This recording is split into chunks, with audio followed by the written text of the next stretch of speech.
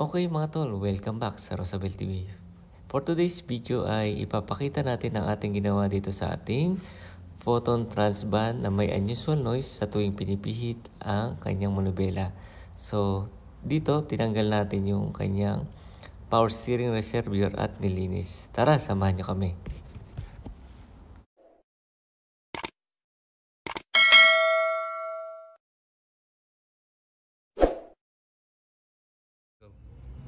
So kapag natanggalan natin yung power steering reservoir nito,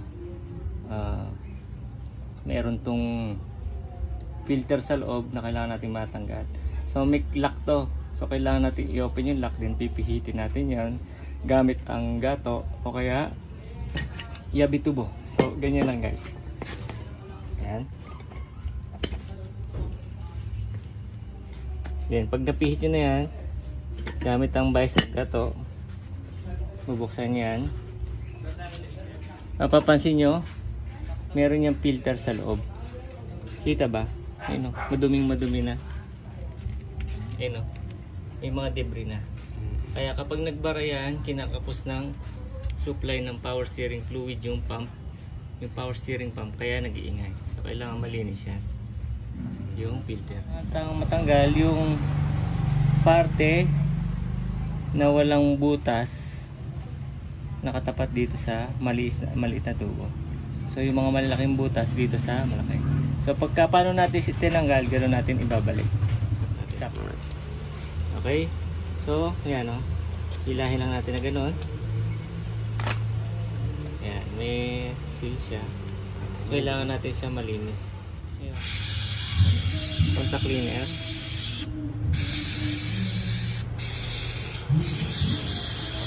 Diba no? Tingnan mo. Diba? No, pakita nyo sa amin. So malinis na siya after i-contact cleaner. So papatuyuin na lang natin ito guys. So kailangan hindi siya mabubutas yung filter. Ayan o, punas.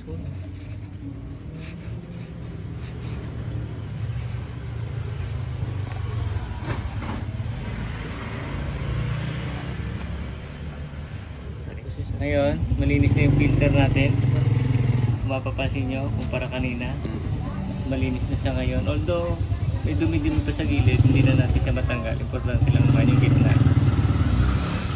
Wala tayong compressor eh. So, ayan. So, yung surface na flat, nakatapat ulit doon. Paano natin tinanggal, ganun natin ibabalik. So, babaon lang natin na gano'n. Sasagad lang natin. Yan, okay na. Tapos babalik na. So, yan. So, ang lock niyan nakatapat to doon eh. Yan. Yun yung lock niya. Okay? Babalik lang nga yung plastic. Kasi piningkaw ko yung yung lock. Yan. Then ito yung takip niya. Linisin natin yung gilid-gilid na ganun. Then babalik na natin sa sakyan. Okay, great.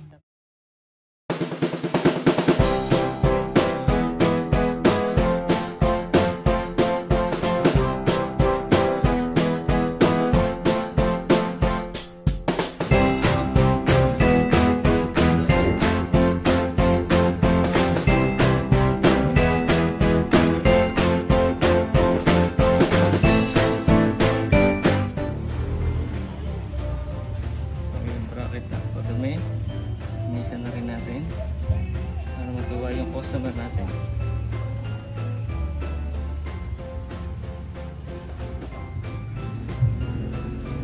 So, sasalpak natin sa hose.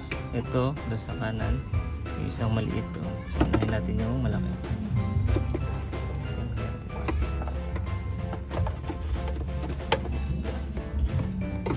Ikot-ikot lang. Lapat-lapat. Tapos yung isang maliit. Ay. Yan. Tapos yung lock. Screwdriver.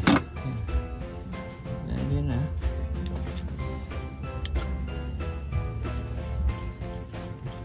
Sisipan ulit natin.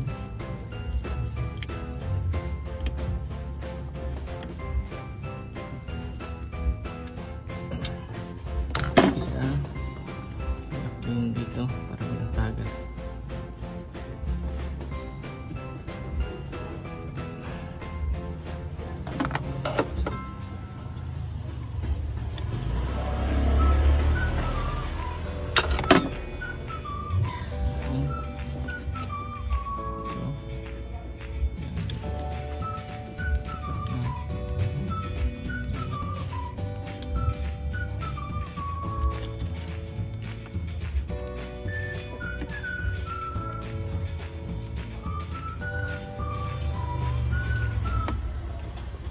Okay.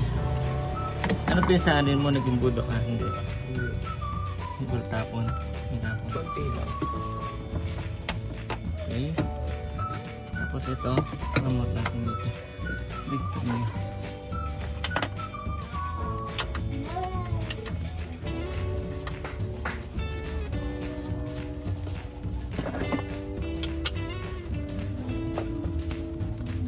Okay.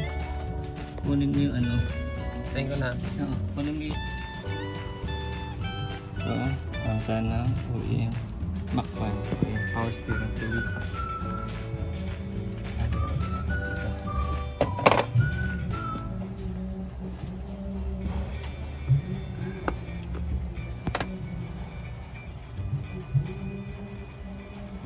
Maalog nga lang yan.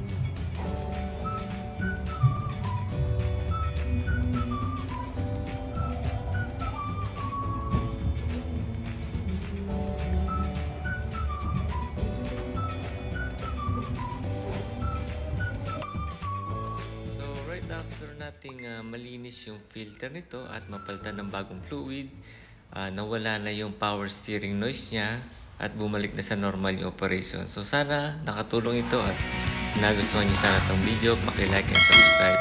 Hanggang sa muli, paalam. Bye-bye!